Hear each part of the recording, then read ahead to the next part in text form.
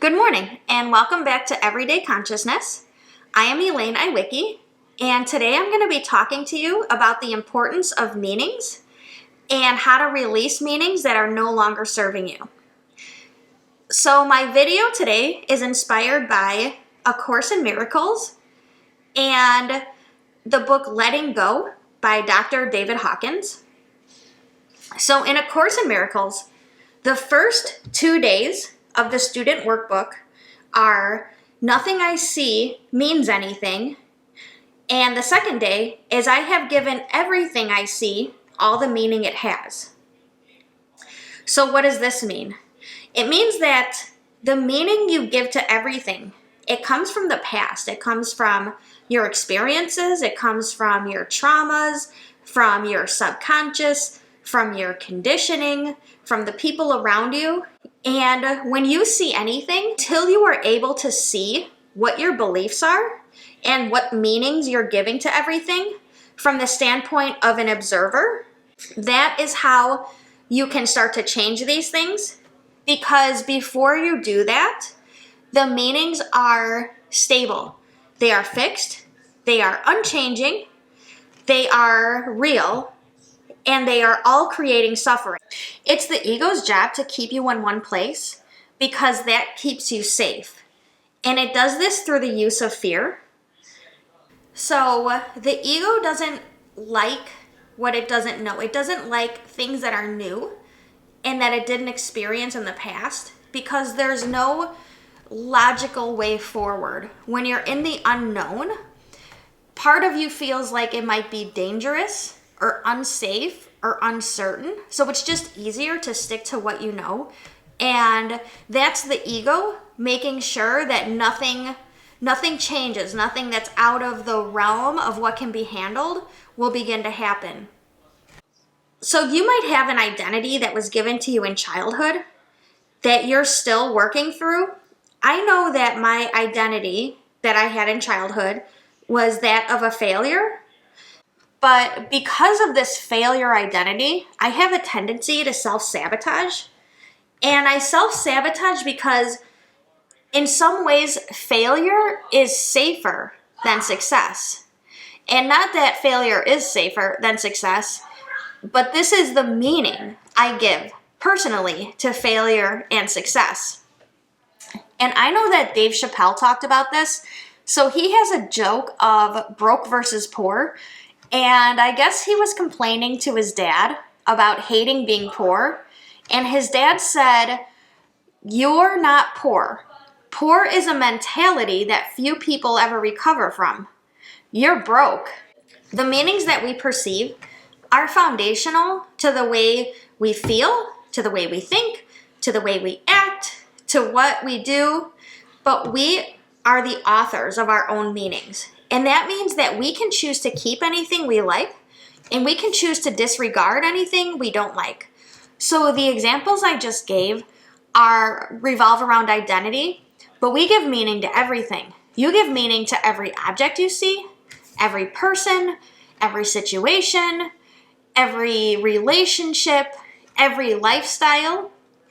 I know that I'm a single mother, and the meaning I give to that is it's the best for me and my kids, and we have a lot of harmony, and we get along, and everything is balanced very perfectly. But I know when I tell other people, they'll tell me straight up, like I'm living their worst nightmare. They couldn't imagine having to live the way I do. But that's because we attribute two different meanings to the same situation. I remember a time in my life where I felt like being alone would have been miserable and I would have been suffering and lonely and sad. I have sacrificed myself, or I feel like I've compromised who I am on multiple occasions just to have a warm body to sleep next to. And from these types of decisions, I was suffered. I mean, I was living miserably. I was so unhappy. I did this for decades until I came to the realization that I shouldn't be in an intimate relationship until I feel like things are right. And I'm not saying that I've been with bad people. Every person I've been with, I still love them and I think they're great. But what I'm saying is that they weren't right for me. And maybe that's more of my failure identity that's coming up. I don't know. But all I do know is that I don't need intimacy at the expense of who I am, because I don't give more meaning to being coupled up than I do to being happy. So if you are trapped in your conditioned thinking for some reason or another, and the ego is keeping you so safe that maybe there's things you want to do but you're afraid to even start, I'll give you a few ways that you can kind of start to break out. Meditation helps with this a lot, especially mindfulness meditations. So mindfulness allows you to see your thoughts as if you were watching clouds. Your thoughts are not you, and your thoughts are not real. Your thoughts are a continuous spinning wheel of sameness, and until you can look at them and know that they are not real, you can be trapped by them. So Joe Dispenza talks about this a lot, and Eckhart Tolle talks about this a lot, but it's one of the most beneficial things you can do for yourself would be to see your thoughts from an observer standpoint. So you can have a thought, right? I can have the thought of failure. I can have the thought of self-sabotage, but I can look at it and realize it's not real. It doesn't demand my effort. It doesn't demand my attention. And then I can just continue on with my day, knowing that it's something that just happens every so often. A second way to break out of the conditioning, to break out of the meanings and to start seeing meanings and to deliberately assign your own meanings, would be to let go of low states of consciousness.